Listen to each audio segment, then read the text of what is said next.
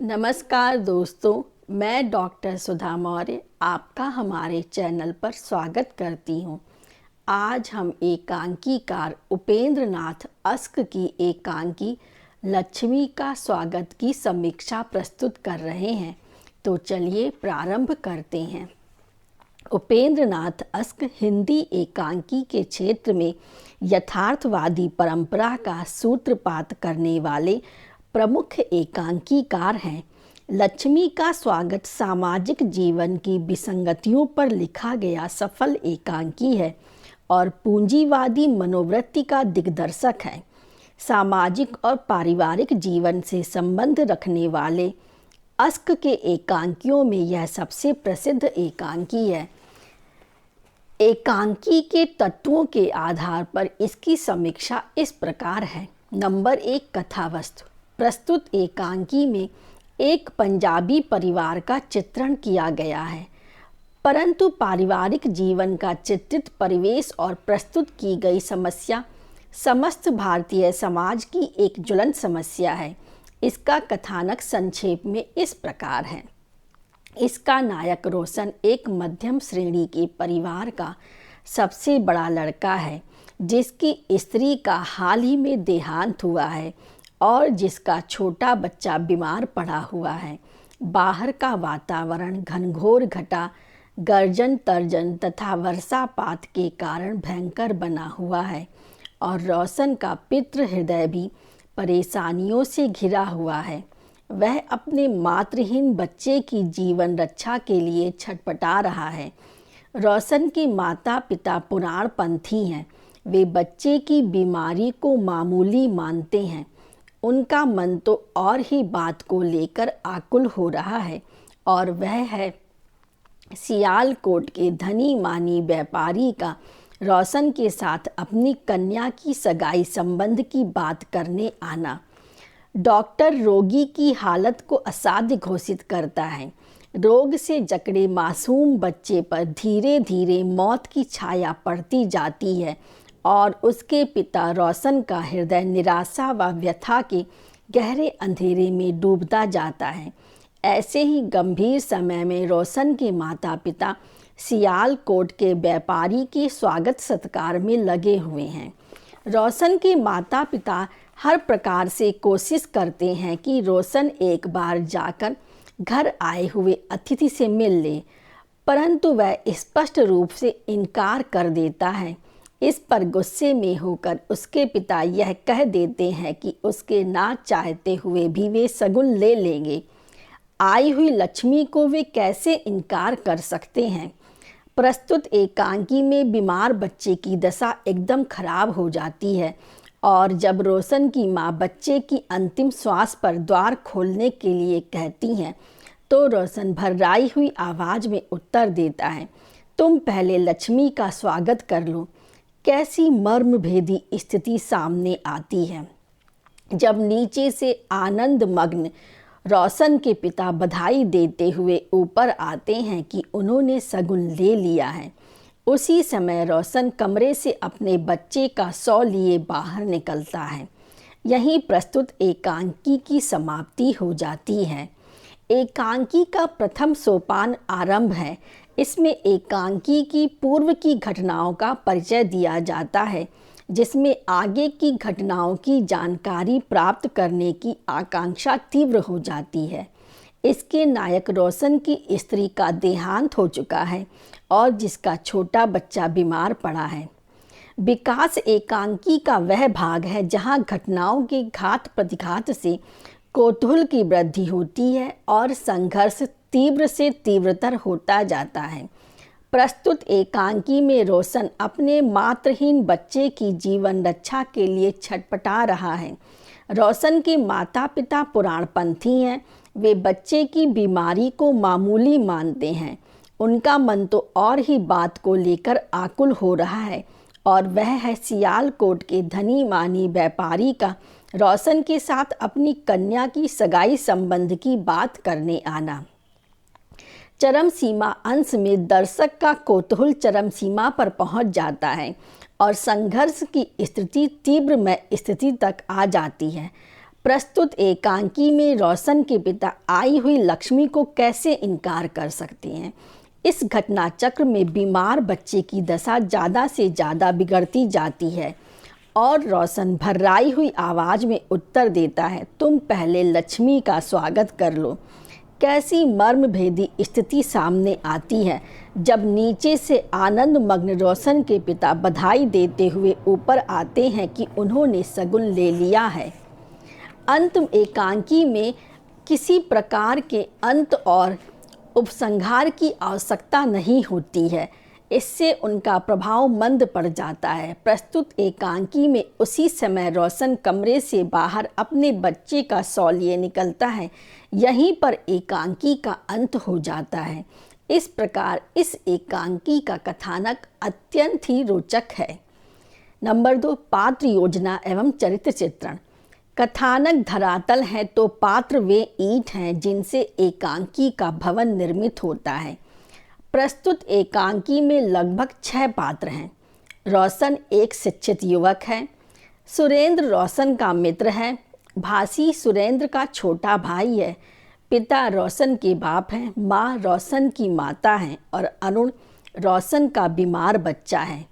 प्रस्तुत एकांकी में पुरुष पात्र अधिक हैं नारी पात्रों की अपेक्षा। इसके अतिरिक्त रोशन, पिता और माँ प्रमुख पात्र हैं।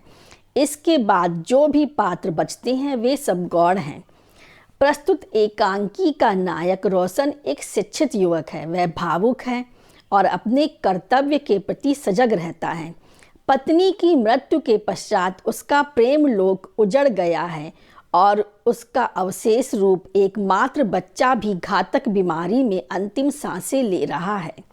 इधर उसके माता पिता दूसरी शादी करने के लिए लालायित हैं। ऐसी स्थिति में रोशन का पीड़ित मन माता पिता की ऐसी कुचेष्टाओं से कुपित होता है। वह ऐसी भीषण व विपरीत अवस्था में भी अपने धर्म का बड़ी दृढ़ता से पालन करता है। इतने पर भी उसके लोभी माता पिता लक्ष्मी का स्वागत करने को तैयार होते हैं। दुखी रोशन अपने लाडले पुत्र को खोकर भी मानवता की रक्षा करता है। रोशन के माता पिता दकियानूसी, स्वार्थी, लोभी, संकीर्ण विचार के सांसारिक जीव हैं। दुनियादारी से घिरे हुए हैं और उनका हृदय ऐसा कठोर हो गया है कि ना तो उनमें मरते हुए मासूम पोते के लिए दर्द होता है और ना अपने दुखी पुत्र रोशन के प्रति सहानुभूति। वे धन के लोभ में हृदयहीन तो है ही, परंतु देखने में यह भी आता है कि वे विवेकहीन भी हैं। उनकी दृष्टि में मनुष्य का मूल्य पैसे के सामने कुछ नहीं है। इसलिए सियालकोट के धनी व्यापारी की पुत्री को पुत्र वधू के रूप में स्वीकार करने के लिए अत्यंत व्याकुल हैं। इस प्रकार अस्क जी ने अपने इस एकांकी में बड़ी कुशलता और स्वाभाविकता के साथ पात्रों का चरित्रांकन किया है। प्रस्तुत एकांकी में रोशन का चरित्र कला की दृष्टि से अत्यंत ऊंचा है। नंबर 3, संवाद और कथोपकथन। एकांकी की सफलता और प्रभाव उत्पादकता प्रधान रूप से प्रवाहमान सजीव संवादों पर ही निर्भर करती है। प्रस्तुत एकांकी में रोशन तथा माता पिता के संवाद उनके चरित्र को अच्छी तरीके से अभिव्यक्त करते हैं। एकांकी के संवादों में प्रमुख तथा प्रासंगिक कथा सूत्रों के पल्लवन की साधारण क्षमता है, जिससे एकांकी शिल्प में कौशल की वृद्धि होती है। प्रत्येक पात्र के कथन से उसके भावों की अभिव्यक्ति एवं चरित्रों का परिज्ञान होता है। प्रत्येक कथन या तो कथा सूत्र को अग्रसर करता है या कोई नवीन सूचना देता है। सभी संवाद एक दूसरे से संबद्ध एवं सुसंगठित हैं। उदाहरण के लिए देखिए, रोशन, हाँ नाचो गाओ खुशियाँ मनाओ। पिता, है मर गया। हाथ से हुक्का गिर पड़ता है और मुंह खुला रह जाता है। माँ, मेरा लाल, चीख मारकर सिर थामे धम्म से बैठ जाती है। सुरेंद्र, माँ जी जाकर दाने लाओ और दिए का प्रबंध करो। इस प्रकार लक्ष्मी का स्वागत एकांकी के संवाद उन सभी अपेक्षित विशेषताओं से मंडित हैं जिनसे एकांकी शिल्प समृद्ध होता है। नंबर 4, संकलन त्रय। कथानक में संकलन त्रय के निर्वाह पर बड़ा बल दिया गया है। इसके 3 भाग हैं, काल, स्थान और कार्य। काल से आशय यह है कि नाटक की घटना का एक निश्चित समयांश में समाप्त हो जाना। घटनाओं के घटने में या चरित्रों के प्रदर्शन में लंबे समय का फासला नहीं होना चाहिए। स्थान, इसका अभिप्राय यह है कि एकांकी की घटनाओं का क्षेत्र इधर उधर बिखरा ना होकर एक क्षेत्र या दायरे में सीमित होना चाहिए। यदि एक घटना मद्रास में घटे और दूसरे श्रीनगर में, अथवा एक घटना वायुयान में घटे और दूसरी नदी के स्टीमर में, उसे मंच पर प्रस्तुत करना कठिन होगा। कार्य एकांकी में नायक के जीवन का एक ही अंश उपस्थित करना चाहिए, अर्थात नायक के एक ही कार्य को प्रस्तुत करना चाहिए। संकलन त्रय का उद्देश्य एकांकी में एकाग्रता पैदा करना है। प्रस्तुत एकांकी में एक परिवार से संबंधित एक ही समस्या को उभारा गया है, अतः रंगमंच की दृष्टि से स्थान, काल एवं कार्य के एक का भली भांति निर्वाह हो जाता है। एकांकी की समस्त घटनाएं पिता माँ रोशन के मकान पर ही होती है। इस प्रकार रंगमंच पर संकलन त्रय के निर्वाह में कोई बाधा उपस्थित नहीं। नंबर 5, रंगमंचीयता एवं अभिनयशीलता। एकांकी का रंगमंच से अटूट संबंध है। डॉक्टर राम कुमार वर्मा का मत है कि नाटकीय रंग संकेतों का जन्म अभिनेताओं और निर्देशकों की सुविधा के लिए हुआ है। ये रंग संकेत मंच पर नाटककार के उद्देश्यों को भली भांति हृदयंगम कराने में सहायक होते हैं। अभिनय के द्वारा ही दूसरों की स्थिति का रंगमंच पर प्रस्तुतिकरण किया जा सकता है। लक्ष्मी का स्वागत अभिनय की दृष्टि से पूर्ण सफल है। अस्क जी ने प्रायः अपने सभी एकांकी अभिनय के गुण की दृष्टि में रख कर लिखे हैं। प्रस्तुत एकांकी में रंगमंचीय संकेत इस प्रकार दिए गए हैं। दीवारों पर बिना फ्रेम के सस्ती तस्वीरें मेखों से जड़ी हुई हैं। छत पर कागज का पुराना फानूस लटक रहा है। पर्दा उठने पर सुरेंद्र खिड़की से बाहर की ओर देख रहा है। बाहर मूसलाधार वर्षा हो रही है। हवा की साए साए और वर्षा के थपेड़े सुनाई देते हैं। कुछ क्षण बाद खिड़की का पर्दा छोड़कर कमरे में घूमता है, फिर जाकर खिड़की के पास खड़ा हो जाता है और पर्दा हटाकर बाहर देखता है। बीमार के कमरे में रोशन लाल प्रवेश करता है। मोहन राकेश के शब्दों में अस्क उन नाटककारों में है जो नाटक लिखते ही नहीं, नाटकीय ढंग से जीते भी हैं। अस्क स्वयं एक सफल अभिनेता रहे हैं, इसलिए इनके व्यक्तिगत अनुभव ने इनके एकांकियों में वह गति दी है जो बिना ऐसे अनुभव के नहीं आ पाती। नंबर 6, संघर्ष या द्वंद्व। जिस प्रकार बाह्य जीवन में परस्पर विरोधी पात्रों के बीच घटनाओं का संघर्ष दृष्टिगोचर होता है, उसी प्रकार पात्रों के भाव जगत में परस्पर विरोधी प्रवृत्तियों का संघर्ष चलता है, जिसे अंतर्द्वंद कहा जाता है। अस्क जी ने लक्ष्मी का स्वागत में संघर्ष या अंतर्द्वंद को बहुत अच्छी तरह दिखाया है। अरुण की बढ़ती हुई बीमारी और माता पिता का बराबर कहना कि आए हुए अतिथि से बाहर जाकर एक बार मिल लो, संघर्ष उपस्थित करते हैं। संघर्ष उस समय चरम सीमा पर पहुंच जाता है जब रोशन कमरे से अपने बच्चे का शव लिए बाहर निकलता है। उसी समय नीचे से आनंद मग्न रोशन के पिता बधाई देते हुए ऊपर आते हैं कि उन्होंने शगुन ले लिया है। नंबर 7, भाषा शैली। भाषा के द्वारा ही पात्र का चरित्र प्रकट होता है। अंतः चरित्र चित्रण का साधन भी भाषा ही है, शैली ही व्यक्ति है।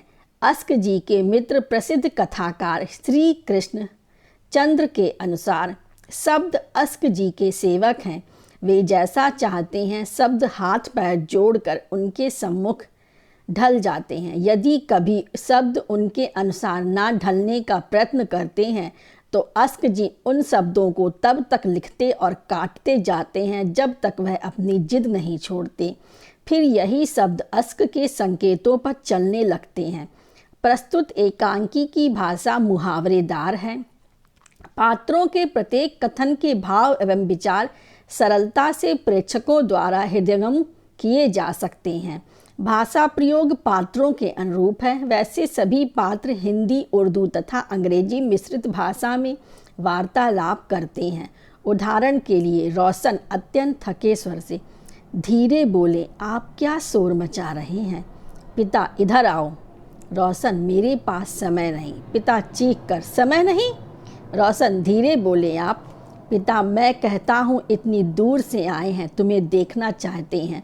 तुम जाकर उनसे जरा 1-2 मिनट बात कर लो।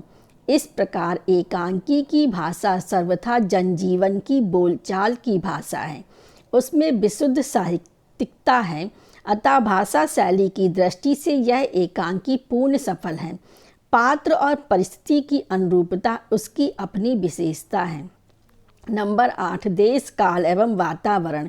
एकांकी किसी विशिष्ट देश, काल अथवा वातावरण से ही संबंधित कथावस्तु प्रस्तुत करता है। प्रस्तुत एकांकी में हिंदू परिवार में अपने समय में व्याप्त एक निर्मम चलन पर तीखा व्यंग्य किया गया है। बच्चा मर रहा है, उसकी माँ पहले ही मर चुकी है, पर इसी वातावरण में घर के बड़े बूढ़े बच्चे के बाप का पुनर्विवाह कराने को तैयार बैठे हैं। उधर बच्चा मरता है और दूसरी ओर बाप के नए ब्याह का शगुन ले लिया जाता है। यही लक्ष्मी का स्वागत का व्यंग है और नाटकीयता है। अंधविश्वास और दकियानुसी विचारों पर इसमें मर्मस्पर्शी व्यंग किया गया है। सेठ गोविंद दास ने अस्क के प्रस्तुत एकांकी को उनके पाश्चात्य शैली से प्रभावित एकांकी रूपकों में गिना है। नंबर 9, उद्देश्य। साहित्य से एक विशेष जीवन दृष्टि मिलती है और साथ ही कलात्मक सौंदर्य की अनुभूति होती है। एकांकी भी मुख्य रूप से इसी उद्देश्य की पूर्ति के लिए लिखे जाते हैं। विशेषता इतनी रहती है कि नाट्य तत्व के कारण एकांकी का प्रभाव अधिक गहरा होता है। विष्णु अम्बा लाल जोशी के शब्दों में कह सकते हैं कि धन वैभव की चमक ने हमें इतना अंधा बना दिया है कि हम देश काल की स्थिति पर, कर्म अकर्म पर, नीति अनीति पर, भले बुरे पर विचार ही नहीं करते। लक्ष्मी ही हमारा धर्म बन गई है।